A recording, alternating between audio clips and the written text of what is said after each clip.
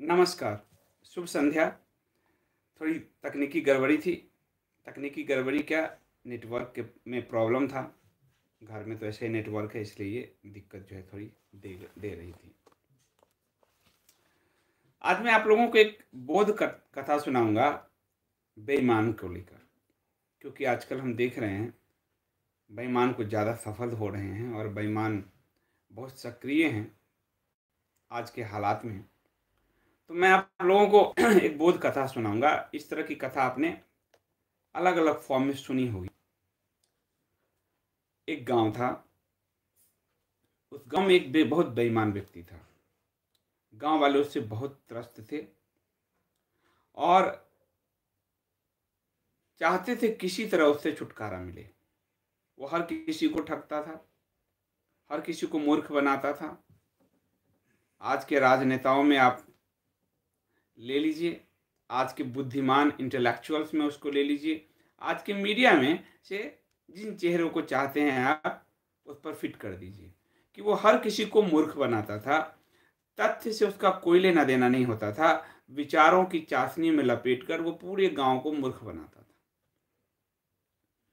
एक दिन गांव वालों ने निर्णय किया कि इस व्यक्ति को रास्ते से हटा देते हैं, क्योंकि इसने जीना दूभर कर दिया है हम सबका। आप सबको भी रामनवमी की बहुत शुभकामनाएं रविंद्र शुक्ला जी दे रहे हैं। तो एक दिन गांव वालों ने जब सामूहिक रूप से निर्णय लिया तो पुलिस कोतवाल कचहरी की बात ही नहीं थी। उन लोगों ने उसको पकड़ा और उसको एक पेड़ से बांध दिया और कहा कि जब शाम हो जाएगी, रात हो जाएगी, कोई नहीं देखेगा, उस वक्त इसको बोरे में बंद करके और नदी में डाल देंगे। काम खत्म, किस्सा खत्म। पेड़ से उसको बांध दिया। गांव वाले रूटीन के अपने कामों में लग गए। दोपहर बीत गई। एकाएक दोपहर के बाद एक गड़रिया वहां पे आया।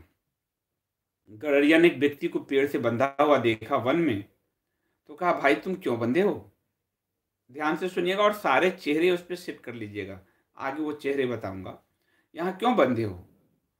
उसने कहा, मैं अपनी अच्छाई के कारण बंधा हूं।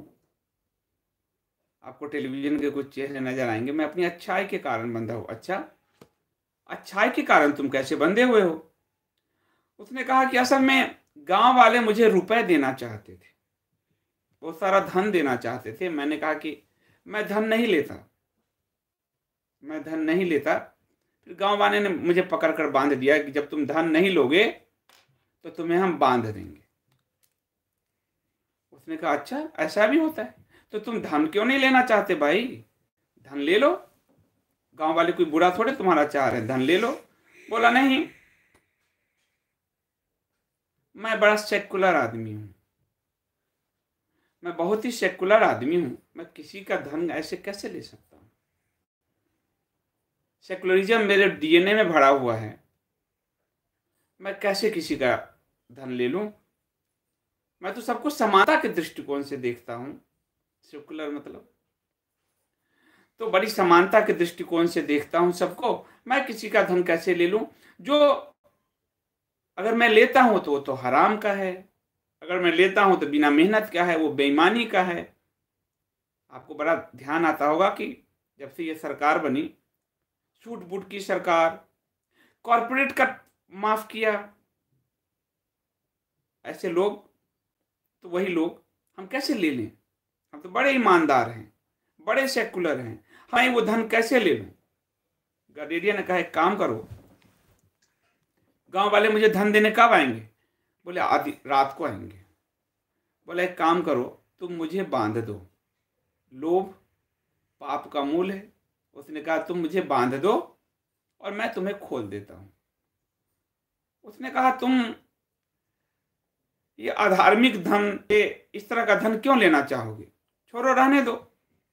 पर मन ही मन तो बेईमान मुस्कुरा रहा था कि उसे मुक्त होने का समय आ रहा था उसके।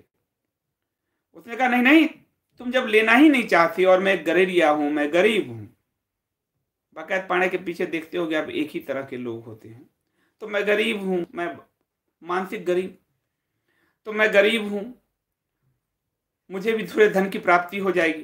तो तुम ऐसा करो मेरे भाई, मैं तुम्हें खोल देता हूं और तुम मुझे बांध दो। उसने कहा जैसी तुम्हारी इच्छा। उसने उसको खोल दिया और उसने फिर उसको गरेरिया को बांध दिया।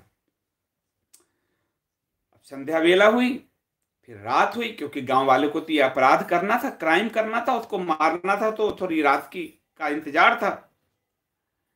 तो गांव वाले वहां पहुंचे, बंधा देखा, बंधे बंधे थोड़ा बेहोश तो हो ही गया था। गांव वालों ने चेहरा नहीं देखा और खोला उसको, बोरे में रखा उसको और ले जाके विशाल नदी जो गांव के पास गुजरती थी उसमें जाके फेंक आया उसको। हाथ पांव बांध के, बोरे में बांध के, बोरे का मुंह बांध के, बचने की कोई संभावना हो, उसको जो है जाके फेंक आए। गांव वाले बड़े प्रसन्न कि इस बेईमान से मुक्ति मिली। आज लोग बड़े प्रसन्न थे कि एनडीटीवी वाला जो बकैत है वो आजकल गांव गया हुआ है और वहां कोरोना में फंस गया है। तो बड़े लोग प्रसन्न हुए, लेकिन बेईमान तो वहां से ही बेईमानी कर रहा है। तो जब सुबह की बेला हुई, सुबह हुआ, तो देखा कि बांसुरी बजाता हुआ वो बेईमान गांव में फिर से प्रकट हुआ। लोगों ने कहा है कहां से आ गया भाई तुम? रात में तो तुझे हमने ही फेंका था। बोला तुम लोग मुझे क्या फेंकोगे? बोला नहीं नहीं बताओ तो सही, क्यों, कैसे तुम यहां आ गए? मैंने तो तुम्हें फेंका था। वो हंस रहा था। उसने कहा कि जब तुम लोगों ने जिस नदी में फेंका उसमें मुझे देवता मिले। देवता मिले? कौन जात तात देवता? बड़े बड़े देवता उसमें थे। उन्होंने मुझे पुरस्कृत किया, कहा कि तुम यहां जिसको भी जो भी आएगा मैं उसे पुरस्कार दूंगा, उसे गांव का मालिक बना दूंगा और सब सुख सुविधाओं से उसे संपन्न कर दूंगा। ऐसा कहा देवताओं ने। गांव वाले बड़े प्रसन्न हुए, बोले वाह ये तो बहुत अच्छी बात है। जब वो वहां से गया, गांव वाले बारी बारी से उस विशाल नदी में कूद कूद कर जान देने लगे उन अकाल्पनिक देवताओं से मिलने के लिए कि देवता वो पुरस्कार देंगे। ये वही पुरस्कार है जो जन्नत में 72 हूर का पुरस्कार है। यहां भी लोग देह पर बम बांध बांध कर दूसरों को उड़ा देते हैं, और ये वही पुरस्कार है जो कोरोना को भी बम बना देता है।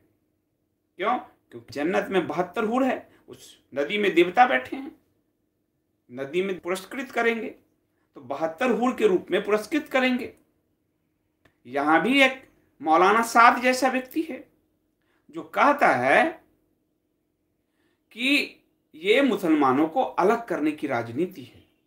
कोरोना, हम मस्जिद में मरेंगे तो जन्नत में जाएंगे, और गांव वाले खुश होते हैं। बेईमान मुस्कुरा रहा है और वो जन्नत और 72 हूर की लालसा में, वो जो शराब की नदियां बह रही हैं किसी जन्नत में, वो कूद कूद कर जान देते हैं। पर कूद कूद कर जान ले खुद के लिए तो बड़ी बात है, जान तो वो सबके ले रहे हैं, समाज का ले रहे हैं, देश का ले रहे हैं। बेईमानी पकड़ में आ रही है तो उसको मजहबी आवरण दे रहे हैं। बेईमानी पकड़ी जा रही है तो उसको इंटेलेक्चुअल आवरण दे रहे हैं। आरफा खानम हो, रवीश हो, बड़े बड़े बकैत हो, बड़े न्यूज चैनल्स वाले हों, उसको इंटेलेक्चुअल रूप दे रहे हैं। तो ये जो शिक्षित जमात है, एक है अर्ध शिक्षित जो सिर्फ एक ही किताब पढ़ के आया है और वो उस लालसा में झंप ले रहा है, और एक है जो शिक्षित जो बेईमान है, क्योंकि वो जो बांसुरी वाला था वो बेईमान था, वो शिक्षित था। तो डीएस लॉरेंस ने कहा है कि दुनिया से अगर बेईमानी को खत्म कर देना है तो इस आधुनिक शिक्षा को खत्म कर दो। आधुनिक शिक्षा को खत्म कर दो, क्योंकि ये बेईमान पैदा कर रहा है।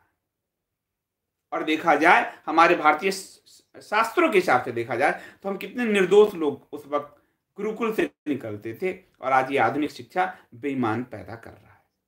अब मैं आपको बेईमानों की लिस्ट इस कहानी के हिसाब से बताता हूं। जो लिस्ट मैंने बताया, मौलाना साद, जिसने कोरोना बम बना दिया जमात के लोगों को, कहा ये तो हमारी मजहबी किताब का अवधारणा दिया, कहा मस्जिद में मरना जन्नत है, ये मुस्लिमों को अलग करने की रणनीति है, और पूरे देश में कोरोना बम बनाकर भेज दिया उस बेईमान की तरह कि तुम्हें 72 वोट मिलेगी। यानी बेईमानों के हाथ में संसार की कुंजी है, जो मैंने हेडिंग दिया है कि लाख लॉकडाउन कर लोगे, बेईमान अपने मकसद में कामयाब हो ही जाते हैं। वो भारत में आज 350-400 कोरोना के मामले आए हैं, जो भारत का जो आंकड़ा था वो इस जमात के पहले बहुत कम था, और लेकिन इस जमात के बाद एकाएक आंकड़ा जो है आसमान छूने लगा है। और हमारे लिए लोग, अभी 3 दिन पहले सुप्रीम कोर्ट ने कहा कि उस समुद्र में, उस नदी में देवता रहते हैं जो तुम्हें पुरस्कृत करेंगे। फेक न्यूज मेकर्स ने क्या किया, पूरे दिल्ली को दहलाने के लिए सबको कहा कि आनंद विहार तक तुम्हें बस ले जा रही है, आगे तुम्हारी बस लगी है। एनडीटीवी हो, आज तक हो, सब हो। बेईमान कथा इसलिए बोध कथा है कि बेईमानों की चाल को समझिए। अब आपको बेईमान, अब जब जमात पकड़ा गया तो आरफा खानम जैसी बेईमान, जो उसको पूरा डाइवर्ट करने के लिए, उस मुद्दे को डाइवर्ट करने के लिए, अरे वो तो वहां जो सब भूल गए, आनंद विहार में गरीबों को जो धकेल दिया गया और सब जमात पे लग गए, रवीश कुमार टाइप लोग। तो भाई लोगों ने वहां पथराव तो नहीं किए, जो हिंदू धर्म वाले थे जिनको धकेल दिया गया, उन्होंने डॉक्टर पे थूक तो नहीं फेंका। तो क्योंकि उनको समुद्र में किसी 72 हूर की लालसा है नहीं। तो बेईमान आपको मुद्दे से भटकाने आ गए ताकि आपका जो मुद्दे पे समाज उबल रहा है वो शांत कर सके। एक और इंटेलेक्चुअल आए, रामचंद्र गुहा, और उन्होंने बेईमानी क्या की, रामचंद्र गुहा ने, कि कहा मोदी और योगी ऑटोक्रेटिक सिस्टम लाना चाहते, एक तानाशाही व्यवस्था लाना चाहते और मीडिया को कुचलना चाहते हैं। क्या मीडिया को कुचलना? द वायर ने एक फर्जी न्यूज लिखी कि जमात को बचाने के लिए लिखी कि योगी आदित्यनाथ तो रामनवमी के दिन मेला का आयोजन करने जा रहे हैं। उन्होंने घोषणा की, योगी आदित्यनाथ ने कभी की नहीं। तो उसने कहा कि कूद जाओ, उस बेईमान व्यक्ति की तरह सबको कुदाना चाहा, पर यहां एक तरह के योगी। तो बेईमान पे कैसे कौन से लोग हावी होते हैं वो भी मैं बताऊंगा आपको। योगी, उन्होंने उस पर FIR करा दिया, तो सारे बेईमान फिर से झपट पड़े, क्योंकि बेईमान का जो पूरा आधार है, बेईमान वो समाज को अशिक्षित रूप से आगे ले जाने में, समाज को हाँकने में है, भेड़ बनाने में है। और ये जो बेईमानी है उसके उस एजुकेशन सिस्टम से आया है, जो ब्रिटिशर्स एजुकेशन सिस्टम, जो मार्क्सवादी एजुकेशन सिस्टम ने उसके अंदर कुट के भरा सेकुलरिज्म, नैतिकता बोध खत्म हो गया है। तो रामचंद्र गुहा ने कहा मोदी और योगी मीडिया को दबाना चाहते हैं। अब ये फेक न्यूज हो गया, क्योंकि ये फैसला तो सुप्रीम कोर्ट ने दे दिया। तो गांधी परिवार का यह इतिहासकार लोगों को कह रहा है कूद जाओ।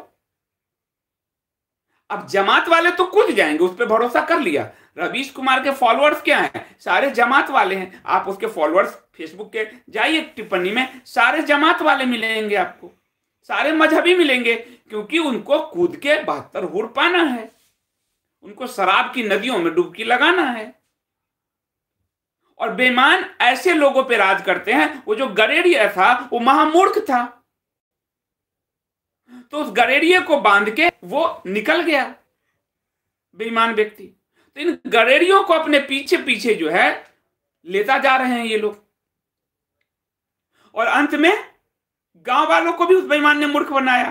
कहा कि अंदर तो पुरस्कार मिल रहे हैं पानी के अंदर, बिना सोचे वो कूद गए। ये जमाती मजहबी सब कूद जाते हैं।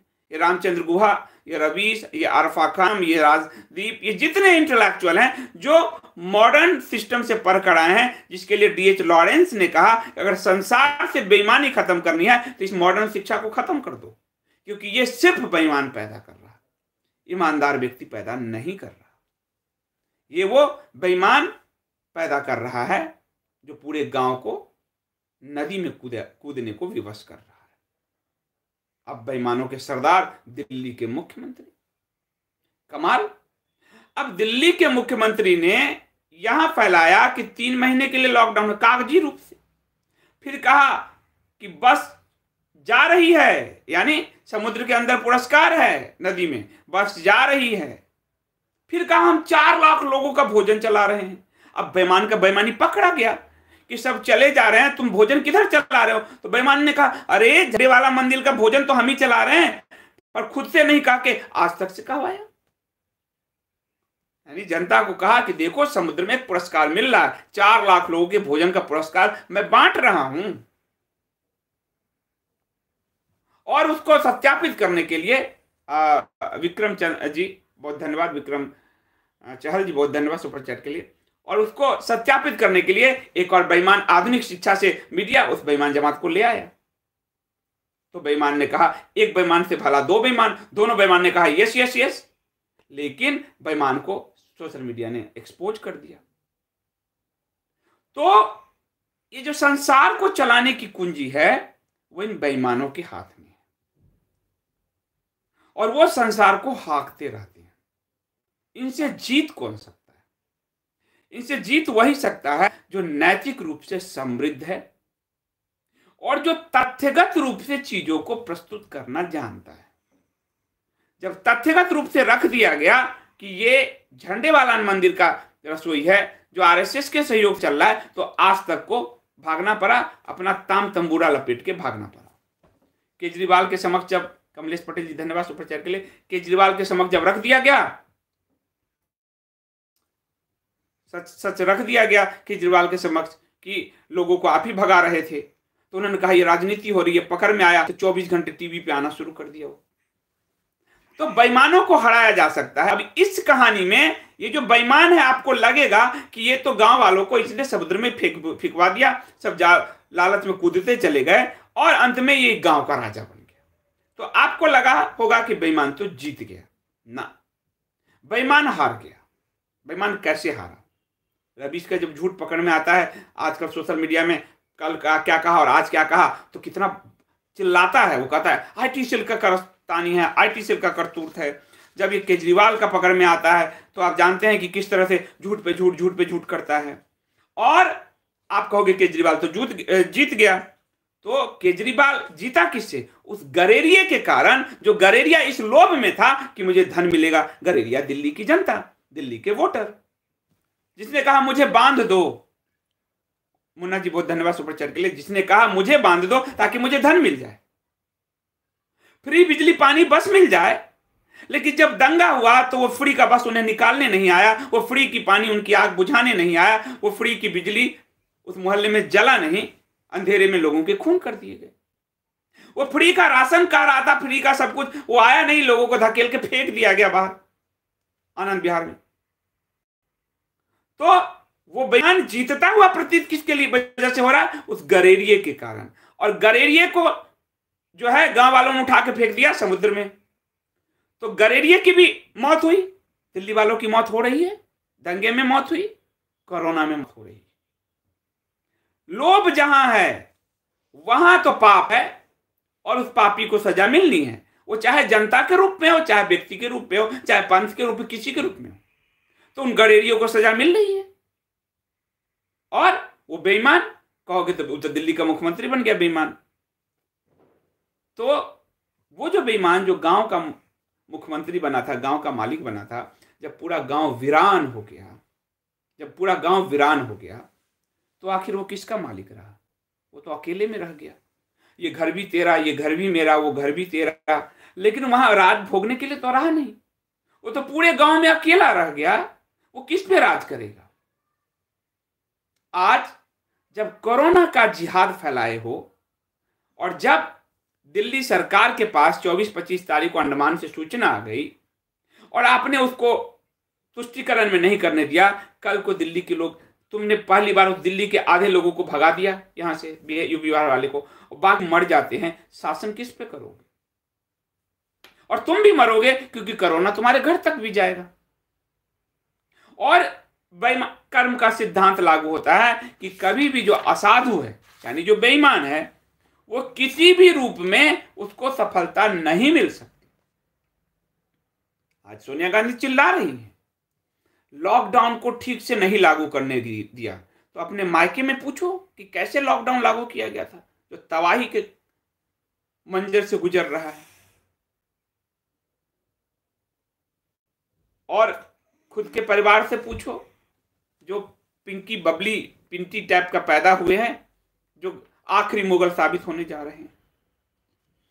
तो बेईमान को लगता है कि संसार की चाबी उसके हाथ में है, लेकिन अंत में बेईमान के हाथ कुछ नहीं लगता। और ये हमने देखा कि 10 साल शासन करके अट्टहास करती रही सोनिया गांधी और उसकी सरकार, उसका क्या गत हुआ, क्या गत हुआ। और वही गत केजरीवाल का भी होगा। कर्म के सिद्धांत से सब बंधे हैं, और वही गत उस चैनल्स और उस फेक न्यूज मेकर्स के भी होंगे। वही गत 72 हूर की तलाश में जो ये लोग घूम रहे उनके भी होने हैं। लेकिन हमारी भूमिका क्या है? हमारी भूमिका है प्रज्ञावान पुरुष की, यानी होश में रहने की, ताकि इन बेईमान, इन गरेड़िए और इन गांव वालों सब की पोल पट्टी हम खोल सके, क्योंकि तथ्य ही सत्य है और उस सत्य का कोई मुकाबला नहीं है। जब हम सत्य को प्रकट करते हैं, सत्य को सामने रखते हैं, तो अंधेरा और झूठ का भ्रम खत्म हो जाता है। और जब झूठ का भ्रम खत्म हो जाता है, तो ये सारे बेईमान ध्वस्त हो जाते हैं। इसलिए हमारी पूरी जो लड़ाई है वो सत्य तथ्य के जरिए लोगों तक सही बात पहुंचाने की है। विक्रम चाल जी कह रहे हैं, संदीप जी, सूचना प्रसारण मंत्री प्रकाश जावड़ेकर एनडीटीवी जैसे देशद्रोही चैनलों पर कार्रवाई क्यों नहीं कर रहे? बताता हूं, उस पर तो बताता ही रहा हूं। तो ये जो सिस्टम है पूरा, वो जो गांव एक सिस्टम है, जैसे विक्रम चाहल पूछ रहे हैं, ये दिल्ली का लुटियंस एक सिस्टम है। जैसे आज मैंने आपको कहा कि एक सवा नकवी है, पूरे दिन नरेंद्र मोदी और अमित शाह को गाली देती है, और उसने एक ट्वीट किया कि मैं लॉकडाउन में गैस बुक करने के लिए फोन कर रही हूं, पर वो नंबर नहीं लग रहा। मैंने भी गैस करने के लिए फोन किया, वो नंबर नहीं लग रहा था। मैं लगातार प्रयास करता रहा, मुझे मालूम है ये देश मेरा है, सिस्टम पे बोझ है, हम लगातार कोशिश करते हैं, लग जाएगा। हमने किसी से शिकायत नहीं की, लग गया, गैस बुक हो गया। पर उसने शिकायत की क्योंकि उसको हर चीज में नकारात्मकता ढूंढनी है। अब मोदी सरकार का एक पेट्रोलियम मंत्री धर्मेंद्र प्रधान, वो अगर ये ट्वीट देखा तो उसको उनकी पहली भूमिका क्या होती कि उस जो कॉल सेंटर, वो जो नंबर है उस पर दबाव पड़ रहा है, उसको और सक्षम बनाया जाए ताकि आम जनता को परेशानी ना हो। लेकिन उन्होंने सवा नकवी के घर पर, जो जिहादी पत्रकार है, जो लुटियंस पत्रकार है, जो मजहबी जिहादी पत्रकार है, रोज गाली गलौज करती है, उसके घर डिलीवरी बॉय बन के सिलेंडर पहुंचा दिया। यही हालत प्रकाश जावड़ेकर का है, सवा नकवी के साथ तस्वीर खिंचवाते फिरते हैं। अब आप पूछो क्यों, जो आपने पूछा चाहता, तो बात यह है कि दिल्ली का जो लुटियंस कल्चर है, जो लुटियंस है, जो एलिट क्लास है, लुटियंस मतलब जिसको पैरेटो ने कहा द सर्कुलेशन ऑफ एलिट, उस सर्कुलेशन ऑफ एलिट में भारतीय जनता पार्टी के भी बड़े नेता हैं। मोदी साहब बाहर से आए, योगी वहां के हैं, लेकिन यहाँ के बड़े नेता हैं। और खासकर राज्यसभा से आने वाले जो कभी चुनाव नहीं जीत सकते, वो इस लुटियंस कल्चर को बनाए रखने में उनकी भलाई है, क्योंकि सत्ता के विपक्ष में भी रहे तब भी उन्होंने सत्ता भोगा, तब भी वो सत्ता का भोगते रहे, और पक्ष में रहे तो मंत्री होकर सत्ता भोगते रहे। तो ये जो कल्चर है, वो जो गांव है जिसमें बेईमान बैठ गए हैं, एक दिन हमारे और आपके ये जो तथ्यगत लड़ाई है, उससे ये सारे बेईमान उस समुद्र में डुबकी लगाएंगे, हम लोग कूदाएंगे। और इसीलिए सच की लड़ाई, चाहे वो अपनों के खिलाफ हो जाए, राजा हरिश्चंद्र की जो कहानी आती है कि उस सत्य के लिए उन्होंने पत्नी और अपने बेटे रोहतास को बीच बाजार में बेच दिया। सत्य के लिए रामायण देख रहे हैं, दशरथ को प्राण त्यागना पड़ा, राम को वनवास भोगना पड़ा। आपको लगेगा अरे राम तो इतने मर्यादा पुरुषोत्तम है, उनको क्यों तकलीफ हुई, आपको ये लगेगा। पर युग से उस तकलीफ के कारण ही राम को हम सब जानते हैं। और जिसने मंथरा का और का हम नाम भी नहीं लेते। इसलिए जीत हार जो है, जनार्दन भट्टी जी बहुत धन्यवाद सुपर चैट के लिए। जीत हार से परे हम सबको एक वॉरियर की तरह, योद्धा की तरह, क्षत्रिय की तरह, वो जो गुण लड़ने वाला होता है, उस गुण के साथ हम सबको तथ्य की, सत्य की लड़ाई लड़ते रहनी है, चाहे इसके लिए हम रहें, चाहे इसके लिए हम मिट जाएं। यही बेईमानों की इस पूरी लंका में आग लगा सकता है। अभी के लिए इतना ही। बहुत धन्यवाद आप सबका। किसी कुछ प्रश्न हो तो, ऑलरेडी 25 मिनट हो गया है। देखिए कितना अच्छा इन्होंने, अशोक एमएन जी ने लिखा, सत्य की विजय देर सबेर लहराएगी ही, गुणवान इंसान सत्य के सहारे नाव में तैर रहे हैं। सत्य की हमेशा जीत होती है। इसलिए रामनवमी के दिन भगवान मर्यादा पुरुषोत्तम राम को नमन कीजिए और याद रखिए कि ये कितने साल से लड़ाई चल रही थी राम मंदिर की, कितने साल से लड़ाई चल रही है, 500 साल से। लेकिन आप कहोगे हम आती गई पीढ़ी मरती गई, पर आज उस जन्मभूमि पर मंदिर बनने जा रहा है। 70 साल तक हमारे भगवान टेंट में रहे, वहां से निकल के आज मंदिर के गर्भगृह में आए, तो लड़ाई लंबी हो सकती है। पांडु पूर्ण सभी भाइयों को वनवास झेलना पड़ा, राम को झेलना पड़ा, पर जीत अंत में सत्य की होगी। बेईमान नहीं जीत सकता। वो समझता है कि संसार की कुंजी यानी चाबी उसके पास है और वो धोखे में है, क्योंकि उसकी गति अकेले होने की है, खत्म होने की है। विक्रम चाल जी बहुत धन्यवाद। धन्यवाद संजीव, धन्यवाद आपका भी बहुत बहुत सुपर चैट के लिए। तो न रहो न निराश करो मन को, कुछ काम करो कुछ काम करो, जग में रहकर कुछ नाम करो कुछ काम करो। तो हम कर्मठ लोग हैं। ईश्वर ने कर्म के लिए हाथ दिया, सोचने के लिए मस्तिष्क दिया। हम ये लड़ाई लड़ते रहेंगे। ये इंटेलेक्चुअल आतंकवादी, ये पॉलिटिकल आतंकवादी, ये जिहादी आतंकवादी, ये मीडिया के आतंकवादी, इन सब को हम समुद्र में डुबाते रहेंगे। लेकिन हाँ, बेईमान बन के नहीं, सच बन के, क्योंकि अंत में उस बेईमान को भी डुबाना है। बहुत बहुत धन्यवाद। शुभ रात्रि। अब रामायण आने वाला है, तो हम लोग रामायण देखने चलते हैं। बहुत धन्यवाद। लोग चले गए।